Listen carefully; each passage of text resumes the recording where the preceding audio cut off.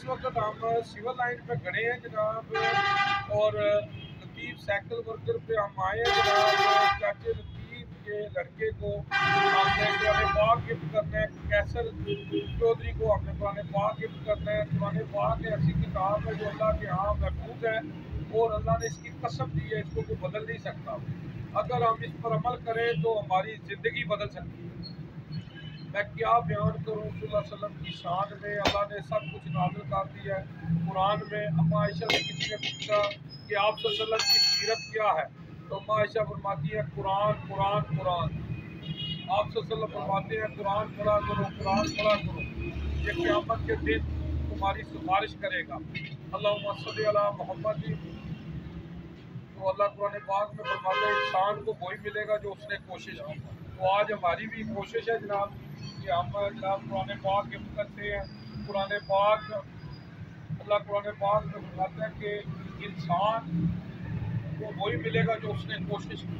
تو یہ ہماری کوشش ہے، ہم قرآن پاک ترجمے والا دیتے ہیں، اور جناب ہم نے جناب اپنے بھائی کو قرآن پاک گفٹ کیا ہے۔ تو آپ سے ہم نے یہ وعدہ لینا ہے جناب کہ آپ ماشاءاللہ اللہ آپ کی روزی میں برکت ڈالیں، اور صبح جب آپ آئیں قرآن پاک کو ترجمے سے پڑھیں، کیونکہ ہماری اکثریت قرآن پاک کو ترجمے سے نہیں پڑھ رہی۔ ہماری کوشش ہے کہ قرآن پاک کو ترجمے سے پڑھا جائے، کیونکہ پتہ چلے کہ اللہ ہمیں کیا پیغام دینا چاہتا ہے۔